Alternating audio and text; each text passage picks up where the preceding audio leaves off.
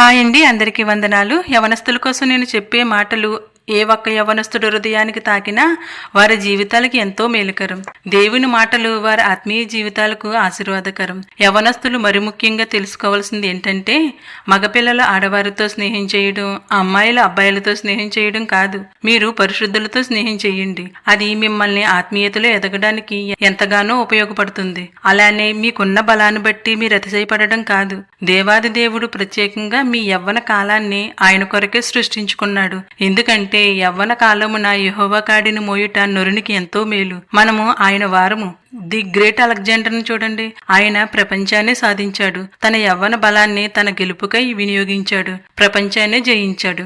The great Alexander తన గెలుపులను, తన విజయాలను, తను సాధించినదంతా మట్టికి అప్పగించి మరణమనే పేరుతో వట్టి చేతులతో వెళ్లిపోయాడు. అందుకే ప్రభువు చెప్తున్నాడు, నీ యవ్వన కాలమున యెహోవా కాడిని మోయుట నరునికి మేలని. నీ మేలును మరుచుటకు ఆయన అన్యాయస్తుడు కాడు. నీ క్రియలు మరణం తర్వాత కూడా నీ వెంట వస్తాయి. లే, నిలబడు, ఇప్పుడే తీర్మానం తీసుకో. నీ యవ్వన బలాన్ని ప్రభువుకి ఇవ్వు. సాధించి తీరతాను అనే కమిట్మెంట్ ఒక్కసారి నీలోకి వస్తే పోరాడు, తప్పకుండా నువ్వు సాధించగలవు. జయం నీదే, పోరాడు. కీర్తనల గ్రంథం 119వ అధ్యాయము 9వ వచనం నువ్వొక్కసారి ఈ వాక్యాన్ని చదువుకో. వాక్యాన్ని చూడు, నిన్ను నువ్వే చూసుకో.